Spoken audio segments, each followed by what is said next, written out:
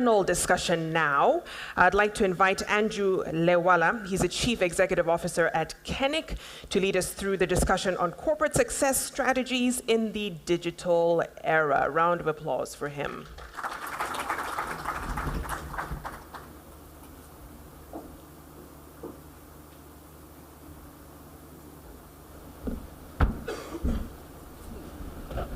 Thank you, Victoria.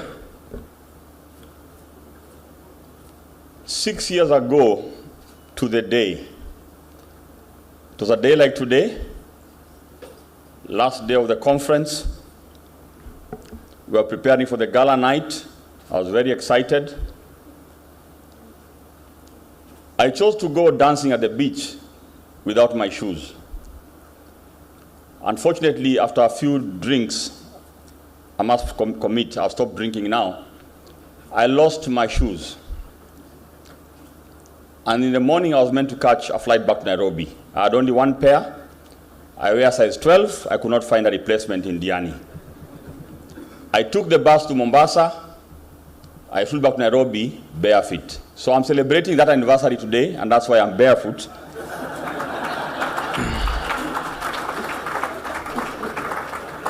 And sorry, Stanley, the cheerleader at ICTA, I hope it does not lower the standard of the conference. But also, 30 years ago, my mom prophesied, I will be an evangelist. I protested. I went and did science, maths and physics. I went into computing. But currently, I'm the Chief Evangelist Officer at Kenic. I sell .ke domains.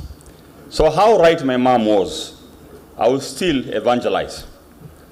So today we have an exciting panel, and allow me to call to the stage our panelists to discuss what I believe the Waziri has set the tone very well, and my friend Chris Nanu has also extrapolated on that.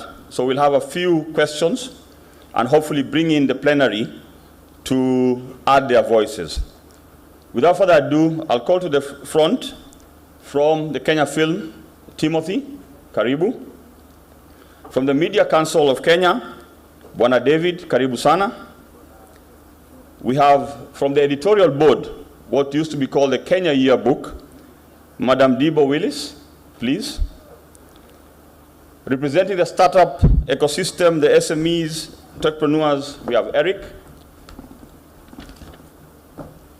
We have from the banks, the KCB, and Waziri was very brutal a bit there, Grace, who is also heading products there. We have Alfred also joining us from the regulator, and I'll be moderating that panel. Is Alfred? He's making his way.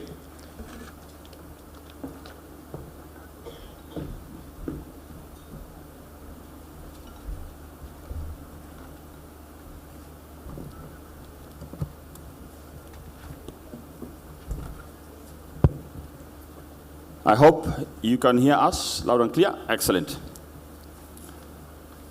So we'll get right to it. The panel was dubbed Corporate Success Strategies in the Digital Era. I believe we are all in agreement that the hypothesis question, which is digital transformation the key to business survival? There's a loud answer. Indeed, it is. Yes. And if it is yes, what should we pay attention to? So we'd like to sort of hear from the panelists, their voices along the sectors they represent, on the big question.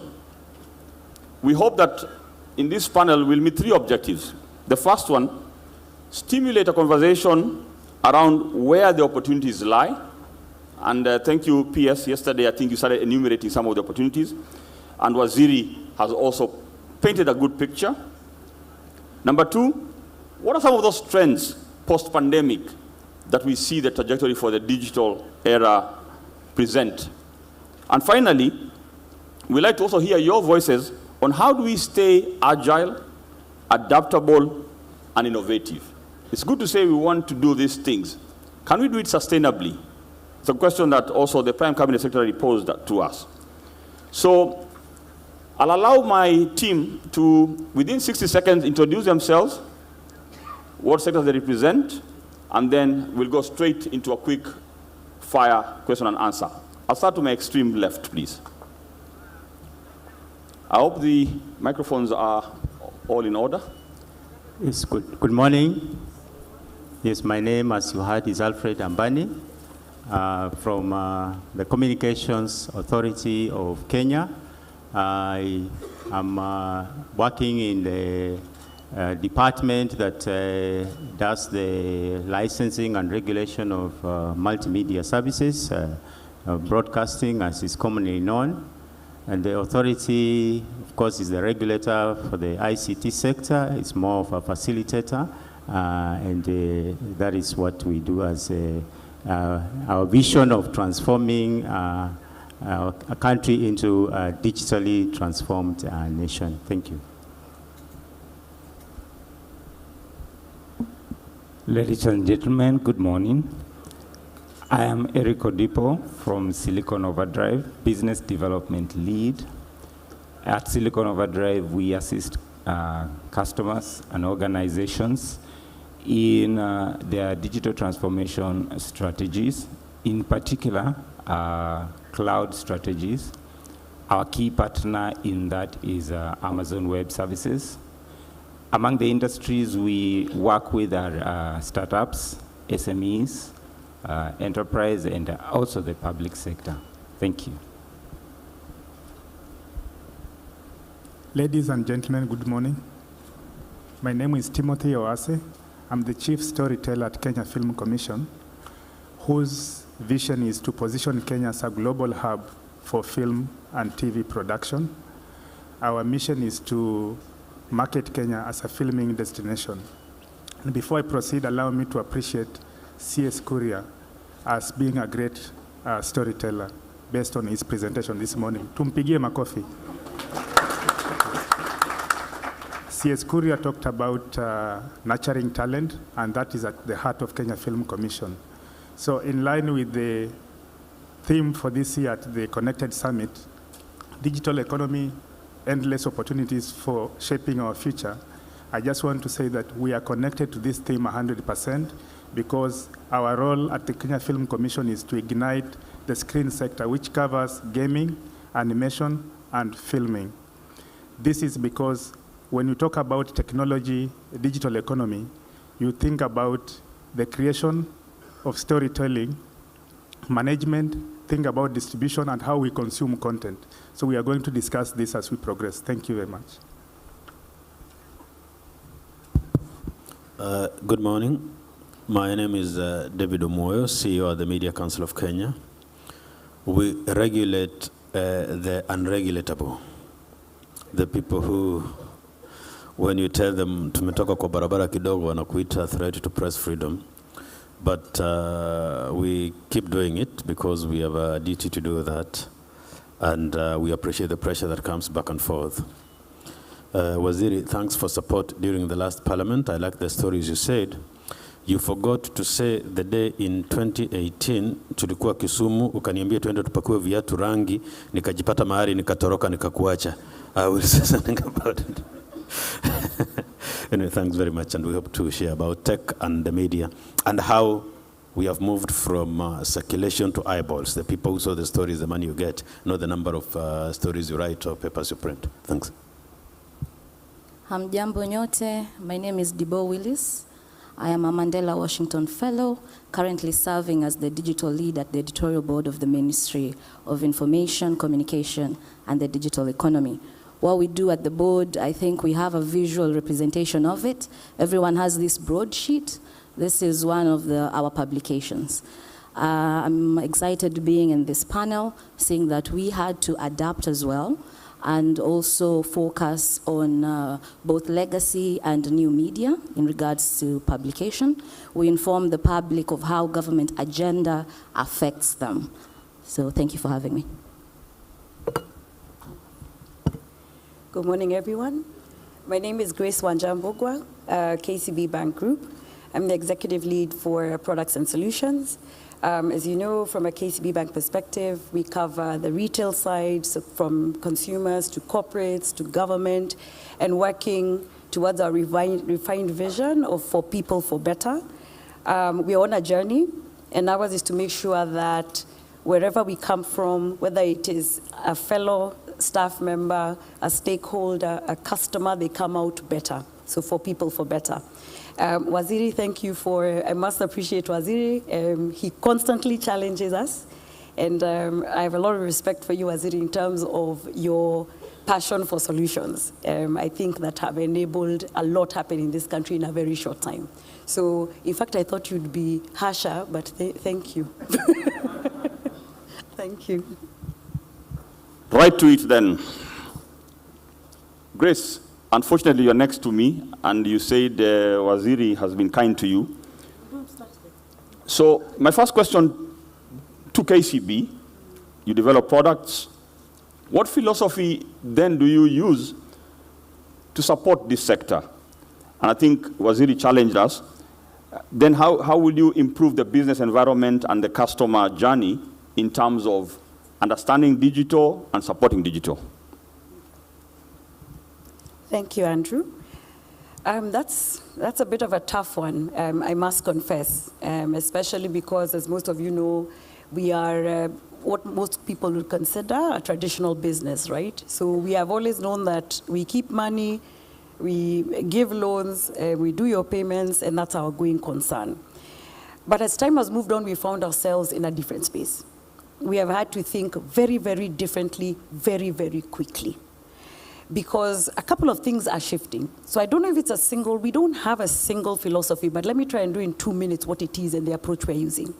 So right now, I think as you've all seen, we have a shifting customer. The customer is younger. Me, I'm more of the customer of the dying age, but the younger one is coming. They're more technological savvy. They are more loyal to their needs than to brands. A lot of us older ones were loyal to brands. They're not loyal to brands. They want frictionless. The attention span is limited with technology. So that is what we're dealing with going forward.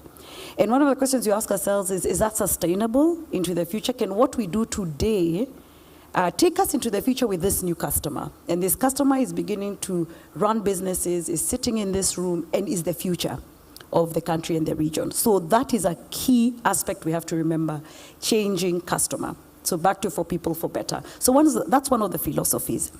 And the second one is the fact that, because the room is tech, and there could be a lot of startups that are in this room, is to think about what's happening globally. And when we think about what's happening globally, how does it impact locally? Because not everything that impacts globally is coming locally. But we're seeing a number of things. We're seeing e-commerce. We're seeing digital trade, as Waziri was saying. But most of for digital commerce, from an e-commerce perspective, we're seeing more social commerce. So Kenya has gone slightly differently in terms of that. So we have to factor that in. We have to factor in that trend.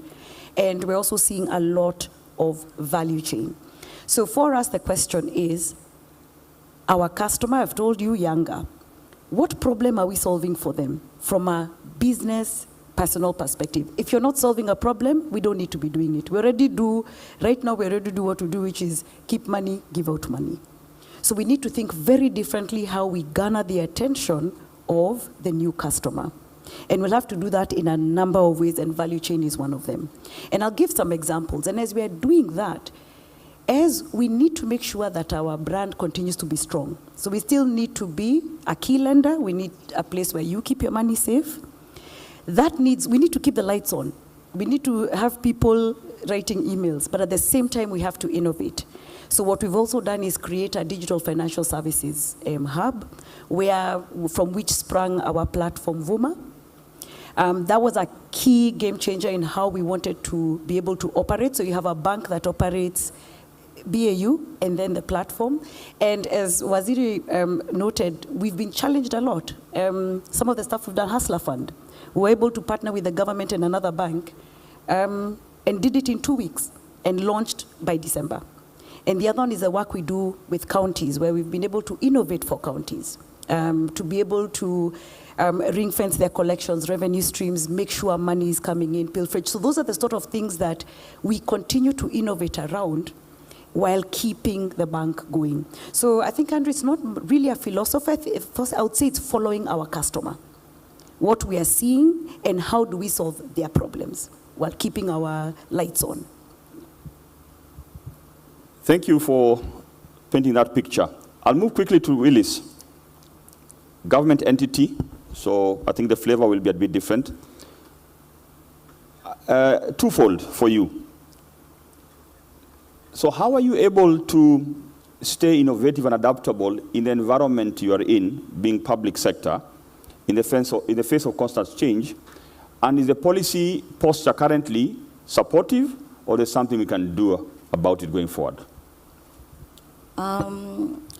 In the board, and I believe in the Ministry of Information, Communication and Digital Economy, one of the things we've taken up is fully embracing the changes, the technological changes that we see. I know for us specifically, we've started the discussion on how to leverage on AIs. I know we had that discussion yesterday. And at the board, we've already started the discussion on how to leverage on AI to communicate better, how to talk to ministries, departments, and agencies on their own ways of communicating better with Mwananchi. So I believe that some of the things we can take up to remain innovative is also create an environment that supports creativity. And yesterday I was happy to hear from His Excellency, the Governor of Elgeyo Marakwet, who pitched and said counties are in need of collaborations and partnerships with the private sector. And I think this also refers back to the national government. There is a need for collaboration to develop, to create rather, environments that support creativity and innovation. When it comes to policy, I don't think Kenya has a policy issue. I think what we have is accelerating implementation. Some of the policies that I know affect creatives in this sector include the upcoming startup bill. We have the science, technology, and innovation bill. The digital master plan itself is a critical policy that we can use to take advantage of the space. I would say that there are several strategies that can be used to accelerate implementation, and they should touch mainly on digital skills. I believe KNBS said that 33.7% of Kenyans who are unemployed are between the ages of 20 and 24. This is the most innovative, the most creative age group that we have, yet a majority of them cannot find employment. So an environment that supports their talents, the commercialization and monetization of their talents will be an added advantage to the country. Thank you. Thank you, Willis, for that perspective. Let's move to the gentleman. I'll start with you, David. Again, for the management of time, it will be twofold. On the one hand, as a regulator for the media, what sort of top 2 trends are you seeing playing out in the media space? And the twin question, or the other dimension to that is, would you say then there's a blueprint they should pay attention to embrace these tectonic shifts going forward? Thanks. The first trend I've seen is the tech revolution. I know that's just a general catchword, but in this that as we made the TVs bigger and smarter, our young ones started consuming content on our phones. So we got a bigger screen in the house and all that, but people went to the phone. And therefore, consumption went personal. Well, you want to do something for public consumption, people are very personal. Luckily, because of AI and other evolution, you can now be able to channel content to the person based on what they want to watch and all that. You want to watch Trump, you can get all Trump on your feed. Or you want to watch this summit, you can get all that and leave out all the other. If you want to do the crossword puzzle, that's all you will get ever. So what we are going is that you can do all the content that you want as a media house, but using AI and other technology to aggregate that so that individual consumers get that. So you're in one house, on one Wi-Fi, there's someone who wants news, someone is just sports, someone is just international news and all that. It's no longer that one screen that binds the family together like the dinner table. So that's one, that therefore calls for the content developers to appreciate the work of aggregation, and it is AI-led aggregation. That we can be here, all of us. We have one screen here, everybody ignores, but everyone, because of your gadget, you're consuming whatever you want from one pool. That's one thing. And number two is then the monetization aspect, because we are following a crisis of sustainability. And I said earlier, we have moved from then the numbers or the number of viewers or the number of copies produced to the eyeballs.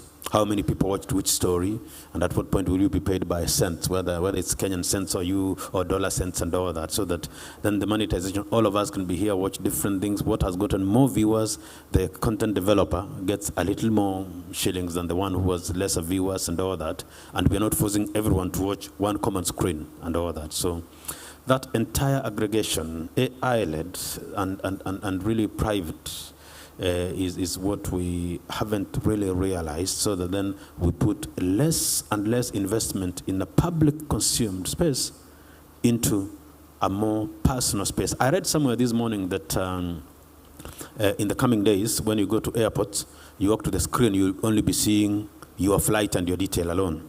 And everyone else walking to the common screen will see theirs alone. That means that they'll be able to pick your eyes and all that, or your features and all that. I think we're moving there into media consumption, where there is general consumption, but what is escrowed or sent into your final gadget from which you consume, is that what you want, and everything is filtered out. And I think that's major evolution that as a media sector need to embrace and think around it other than fight. Thank you. Asante. We'll sort of make some minor deviation as I pull Erik in. I think on the back of what Chris was sharing, let's think about the startups for a bit and the SMEs. You mentioned that you're helping them on this journey. So how exactly are you doing that? Could you give some examples, Erik, in terms of how you're helping them navigate this digital era? Yeah. I think, thank you, moderator. One of the joys of working with startups and SMEs is just being able to see the transformation that comes upon them, or they experience when they begin to embrace digital transformation. At first, the term sounds big and obscure, which is a fault in the tech space we have to correct. But when they get to see what it really does and what it means to them, and you see the transformation, it's very rewarding and it's very refreshing. I want to give a small story of a young entrepreneur that I met and had an opportunity to mentor, and the transformation that they experienced, and this story can scale up to any organization. So this young lady has a company, a small creative company. She's a startup trying to make ends meet. And then she's wondering, how come my business can't grow? How come there's a level I can't reach? Because I know I can help enterprises, but I'm not able to. And so when we had the conversation, we realized you don't need to do any complicated system right now. What you need is, let's look at what digital transformation would mean for you. Number one, can we move away from your private email to a corporate email? We did that. Can we register your domain? Kenic. Just look for the business name that you have, and it's available. All right, now let's make a static website. Okay, all right, let's now make a static website, something simple, and hosting platforms, cloud platforms to host such a simple website are so available. It was quickly done. And then he said, your digital presence, there's something about your digital presence, can you just upgrade it a little bit? So change your email signature and just improve it just a little bit. And she did that. And then we said, okay, now the next thing is let's look at your business. How do you interact with the enterprises? Let's look at templates. You send quotes on email. But in the internet, there are templates, business templates, on how you can do invoicing and quotes. And so she customized them to her business. And in a span of 8 months, I saw her business move from revenue of 50,000, for example, she'd make 50,000 in a month, in a span of 8 months to doing business of about 700,000 worth of business. Why? Because she just digitally transformed and just made small changes to her business that now she was able to upgrade and interface with the enterprises that would be her customers. So I would say a very strong yes to digital transformation for organizations, for startups and SMEs, and also give the comfort and assurance that the journey starts simple. The journey starts in a very sustainable way if you think of cost-wise, but it's very rewarding and it's very fulfilling. Thank you. Thank you very much. I'll come back to you, Tim. You're the storyteller. And I was very entertained when Waziri took us back memory lane. So, because you deal with the creative sector, draw for us some linkages you see between the storytelling and what we are calling the digital economy. And as you unpack that, are you seeing any disruptions to the creative industries? Is it going to continue, or we will see a lull before another hype? Thank you very much. To start with, digital transformation has actually created room for more people or storytellers to air out their stories and also to be able to look at most innovative ways on how to be able to tell their stories. There are 4 critical areas of focus. 1, creation, which involves innovation. The next one is on management of the entire value chain from creation to consumption. Then there is the distribution component, where we talk of today, each one of us in this room has a smartphone and can be able to access any kind of content. In addition to this, there is a component of consumption, which purely, directly you are able to access whichever kind of content that you want from whichever destination in a manner that you want. What is more important is the fact that there is more localization of content than ever before. A village boy in Turkana can be able to come up with a story that can be able to be transcribed or translated into Chinese and accessed by millions of population in China. What I'm trying to say is that we have an opportunity today, and out of this disruption, there is more localization than ever before. Netflix, among other big distribution channels, are now sourcing for content from various parts of the world because they would like to tell local stories.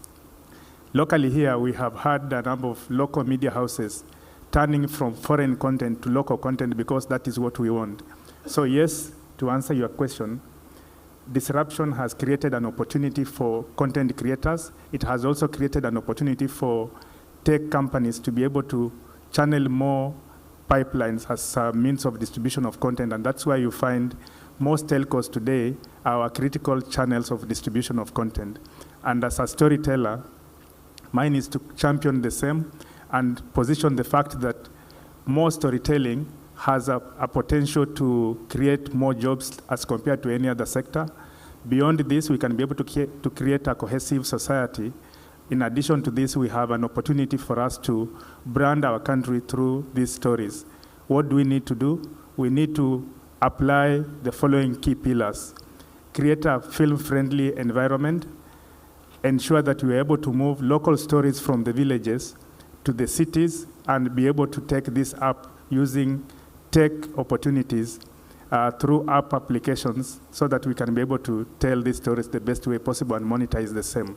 The other key component is legislative framework as well as key policies that will be able to provide an affirmative action for the creative sector to have a pole position in the country's planning.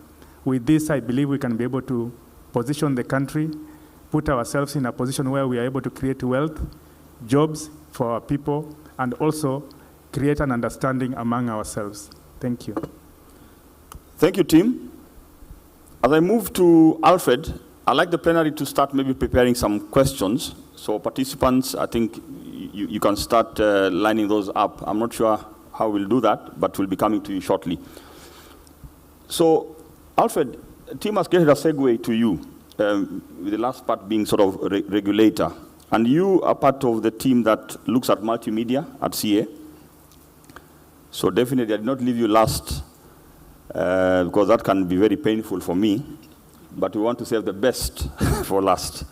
So in this transformation, especially for the people you interact with, your licensees, what are you seeing as a regulator in terms of, are you able to keep up with some of these needs from a regulatory perspective that you're seeing from the creative industry? And how are you able to actually do that? I think that's the first thing I'd like to hear from you. I think, and secondly, everyone is saying you need digital transformation to survive.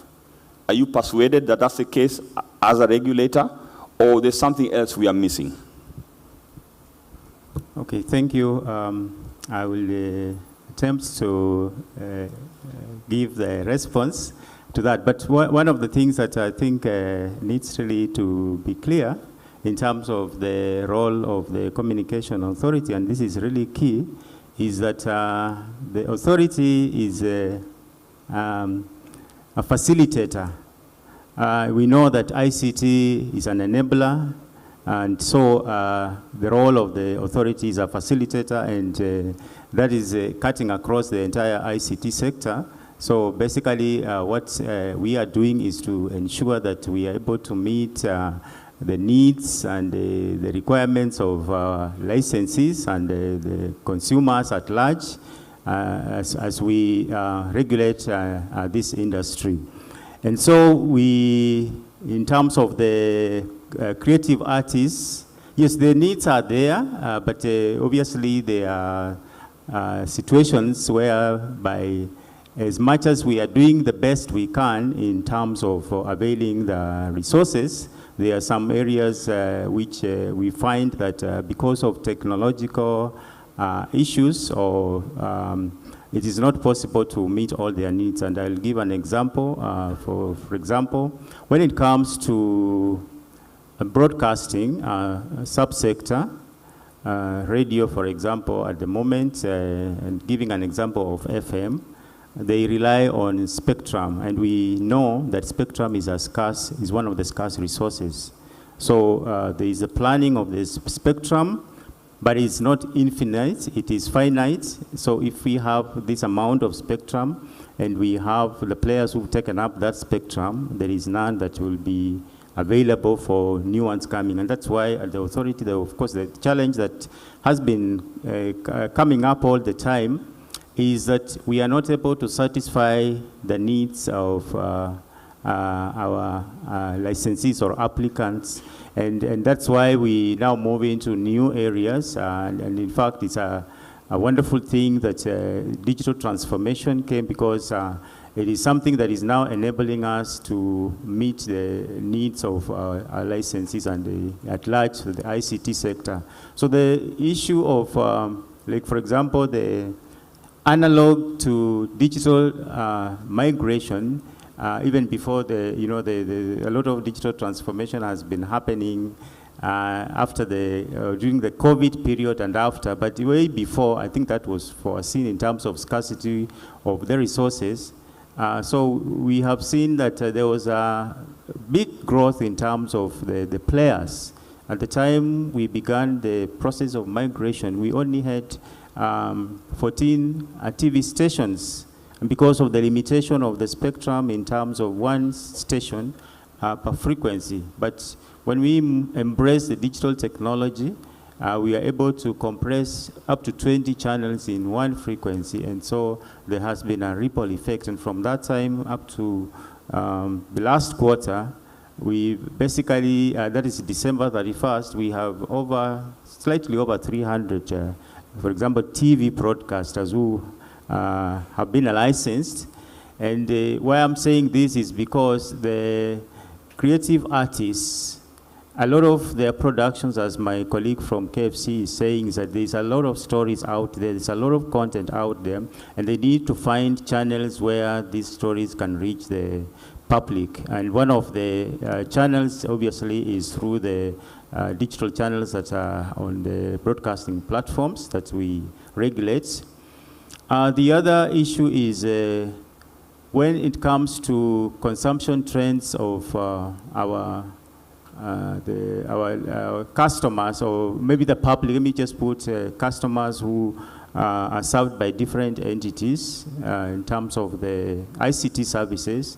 Their trends have been changing over time, as was indicated by my good friend from MCK. So it puts a challenge also on our media houses, for example, or distributors, to be able to package the contents to suit the consumer in terms of their needs. The old timers or the older generation want to sit before a television to watch news. The young generation consume the news on the go. You know, they want to receive the news all the time, so there is no time at 7 o'clock news or 10 o'clock news for them to be able to consume news. So they consume the news or they consume the entertainment on the go. And then also the mode of reception is different. And that is why at the authority, we are doing everything possible, including even when it comes to the international forums, where we are on the table negotiating for spectrum, because when we have spectrum, even for telecommunication services, then we are able to introduce, our licensees are able to introduce newer technologies. You see, we've been moving from, 2G, 3G, 4G, 5G now, and there is already this year's conference, which is coming up in November, is going to discuss spectrum for 6G for the future. So those are some of the mechanisms that we use in terms of to ensure that we are keeping up with these demands.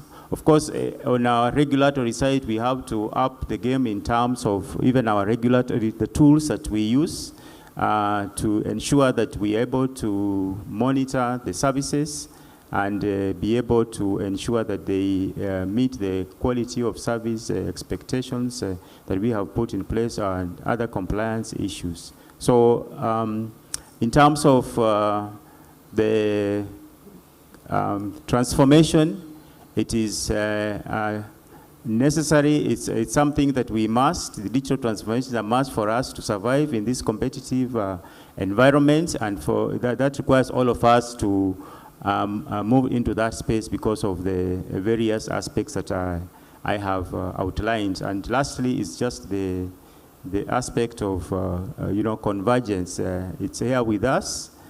Before you could differentiate, this is a device for broadcasting, this is a device for telecommunication. Now we are using more or less the same device. The services are running on the same, more or less same platforms. And so we have to keep on encouraging the transformation because at the end of the day, I will not be able to differentiate these different services. One of the measures that the authority has been taking is the introduction of the unified licensing regime, whereby we are sort of technology neutral because of the emerging issues or emerging technologies.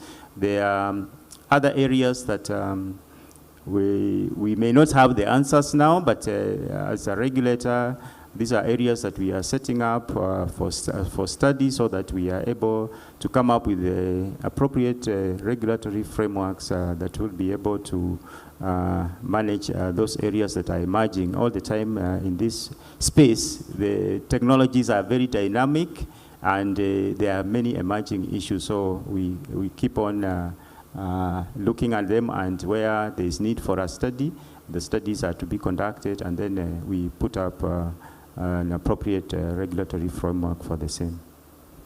Thank you, Alfred. Very elaborate. And because you mentioned emerging issues, I'd like my panelists to think about a wrapping up question as we do the wrap up. Are we paying attention in our different organizations, the dimension of the ethical dimension, the people dimension, the environment? Think about that, because I'll give you 60 seconds to wrap up around that. As I welcome the plenary, any burning questions? I'll take 3 in quick succession. One on that side, one in the middle, and one is here. Do we have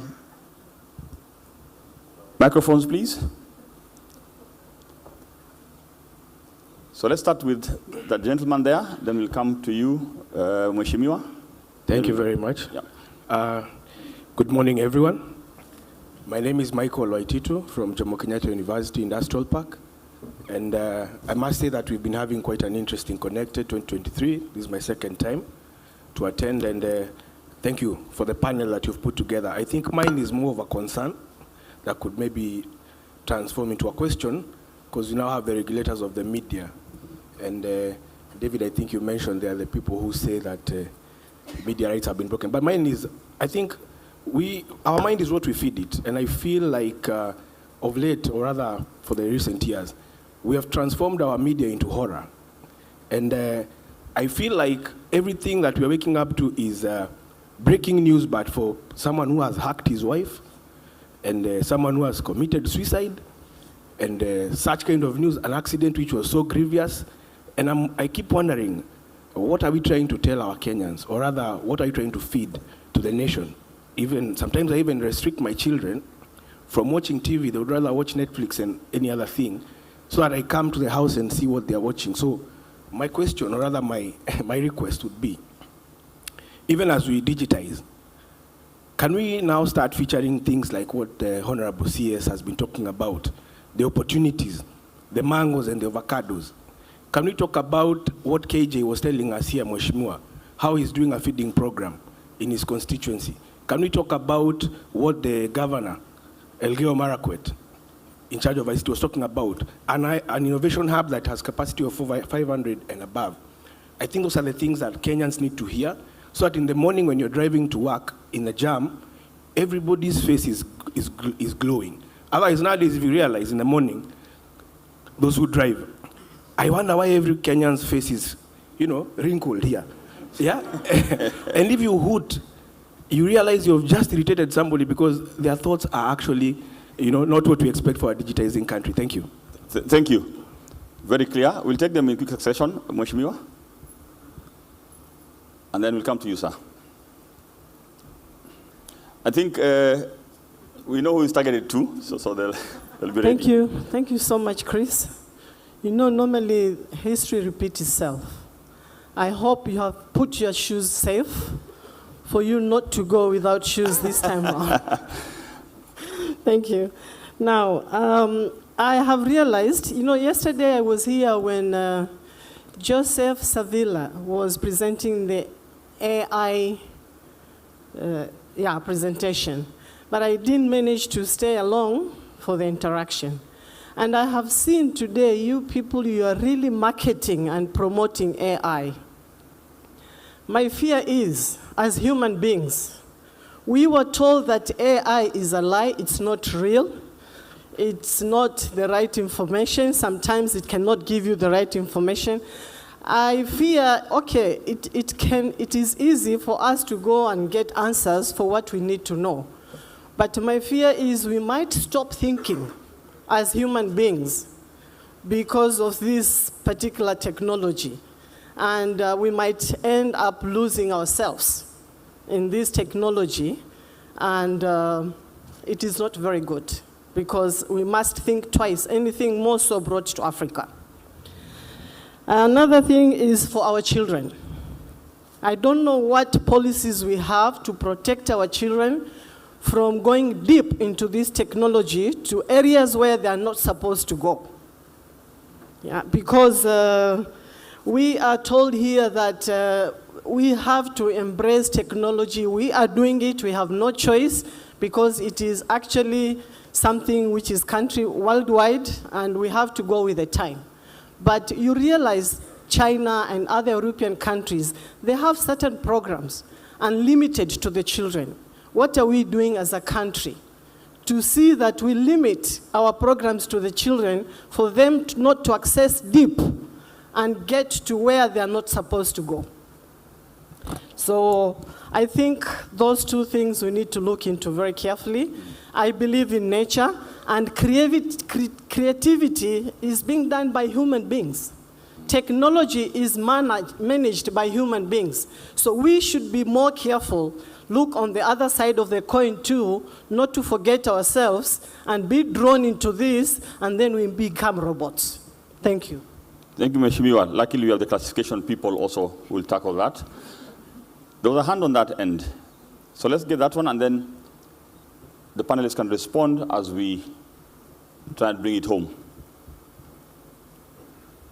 Good morning, everyone.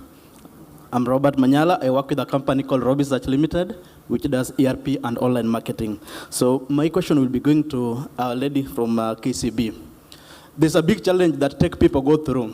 The reason why most people are not able to adopt technology in Kenya is simply because of price.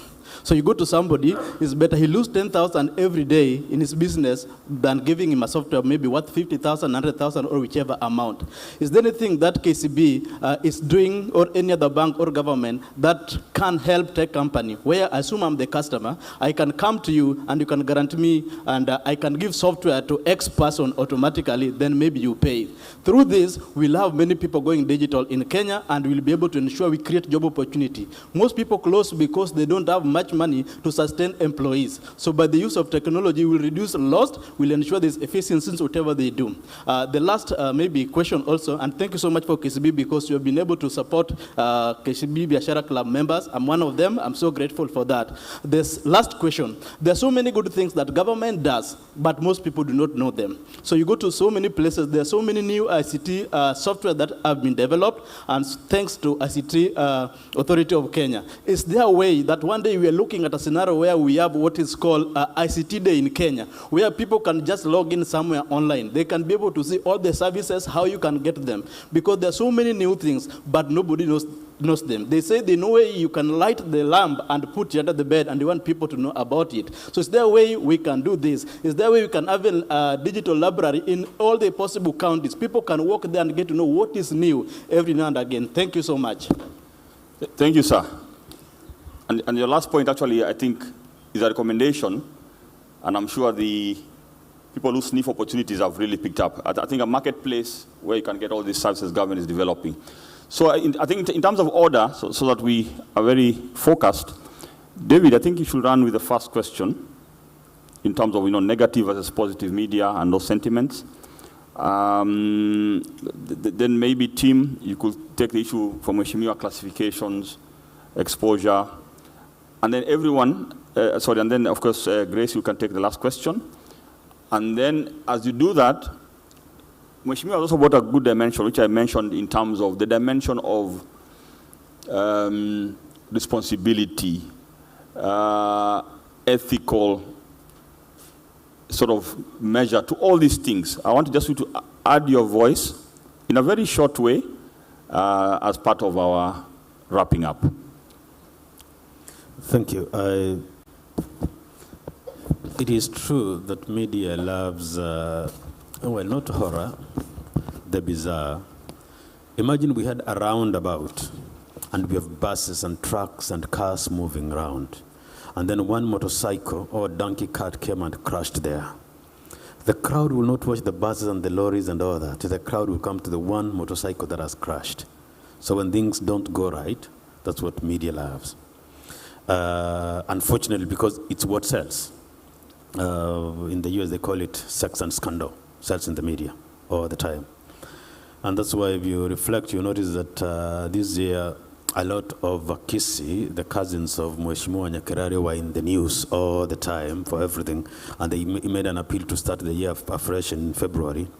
But they were quickly overtaken by Bungoma because we had Yesu, we had Joanna Mpatizaji, we had, all those people. And it's surprising how one county can have Jesus, disciples, and all that, and all that. In 3 days, we have Good Friday, and we have nobody to crucify. So anyway, it's really a matter of discussing and all that, and dissecting where we get good news, development news, and then the scandal side. But really in the news, hard news, they call it, in the news they call it hard news sells. A mosquito, a motorcycle crashed at a roundabout is news. 100 buses going around the roundabout is not news, unfortunately. Thanks. Great. I'll respond to Mheshimiwa's question on protecting children by first appreciating the fact that it's a parental responsibility to ensure that our children are safe. But at the same time, as techpreneurs, we need to up our game and be ahead as we are today, because new technologies are coming up very fast as compared to how fast we come up with the new laws or regulations to manage this particular space. There is a component of self-regulation that we are encouraging because it's currently the global trend. We can be able to apply self-regulation to manage the issue of protecting our children and the kind of content that goes out there. The global giants like Amazon, Hulu, Netflix, among others, are embracing this, and I believe we as a country, we should not be left behind. I want just to encourage us that we actually go the self-regulation way, where content creators are sensitized to be the ones to manage the kind of content that goes out in the market. But of course, that is not to mean that new regulation should not be put into force so that we are able to manage this particular space better. The other component is as we get into the future, we have more opportunities for techpreneurs to be able to develop new softwares, new opportunities that will be able to help parents to manage this component of parental control. Because that parental control is a component that will be able to help any parent to manage this specific state of affairs. As far as the internet is concerned, I believe CA, through its cyber component, is capable of managing what sites can be accessed by who, at what time, and of what age. With these measures put in place, I believe we can be able to control that. So, Mheshimiwa, it's a collective responsibility. Government has a responsibility, and we as parents also have a responsibility. But the future is self-regulation. Thank you. Thank you. Grace, over to you. Thank you. I want to make sure that I get the question correct. Do you mind just repeating it so that I don't give you another answer?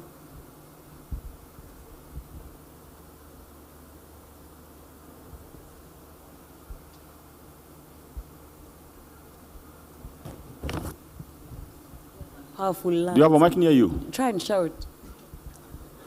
You want just one, yeah. I'll probably come closer.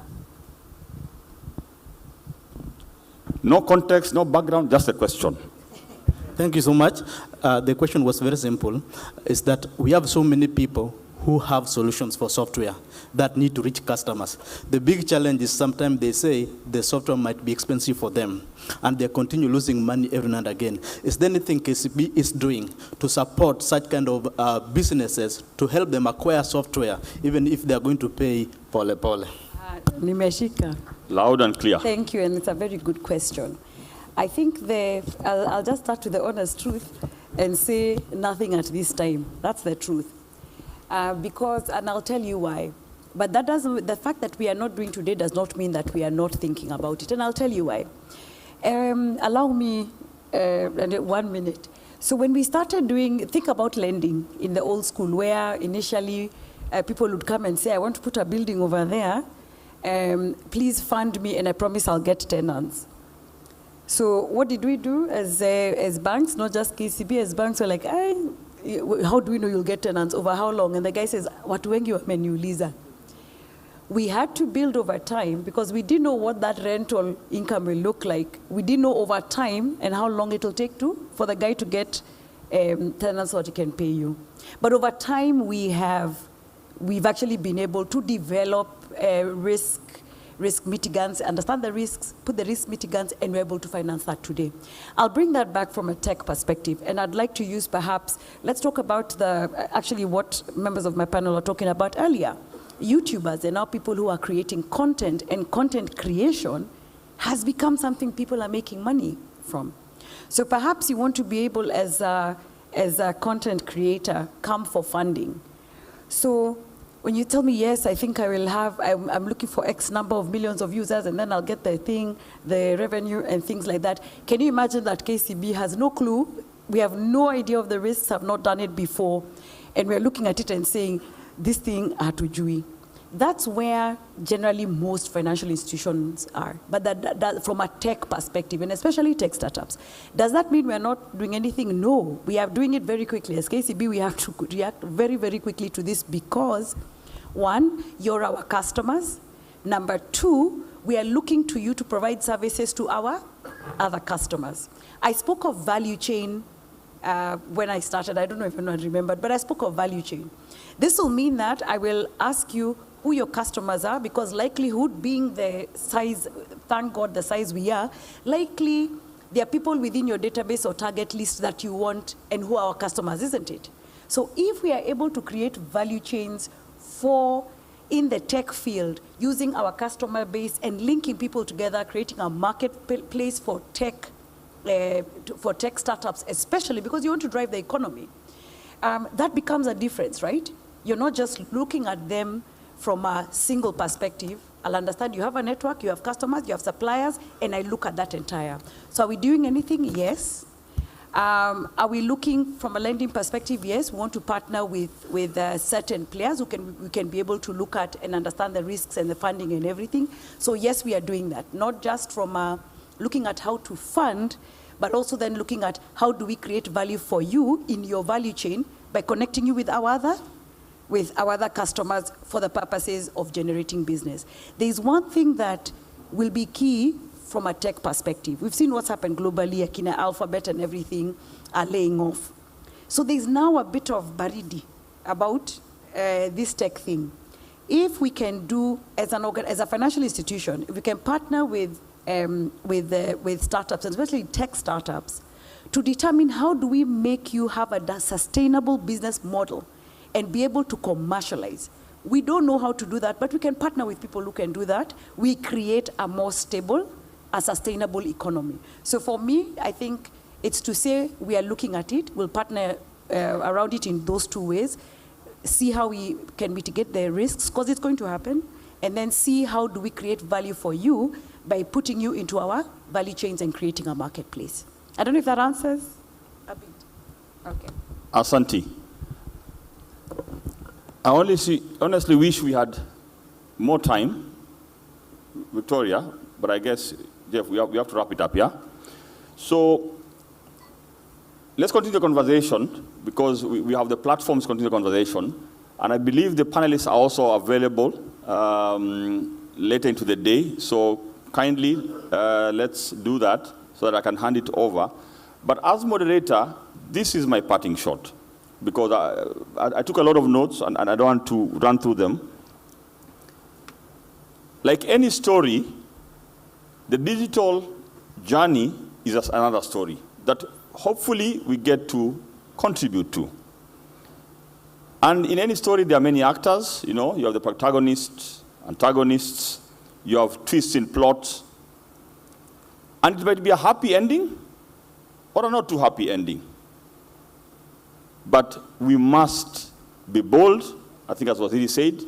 We must lay the foundation for our children and their children. At least then, we will be part of the story. Thank you very much, and back to our hosts. And thank you to my panelists. I think you can go down now. And I wish we had more time, but for another day. Another round of applause for them, please. Remember, even as we interact and connect digitally, the hashtag Connected Summit 2023, there's also another hashtag Digital Economy KE, and I strongly suspect if we don't have a photo of the only barefooted moderator in this session might be a slight problem right there. I'm sure it will have to go viral, that one. That Thank is a so first, much. I think, for Connected or any conference I've ever It really is. It really is. And he's come for that photo finish, as you can see. Thank you so much, Andrew. Thank you so much for that. And of course, other than that photo moment, there's a lot that has been discussed in this particular panel session, looking at products, plans, content that is not only audience specific, but also looking at the market and the needs that are there at this particular point in time. There's also that riddle we've had of regulation, legislation, and innovation, and how they can actually move at a pace where those first two don't stifle the innovation that should take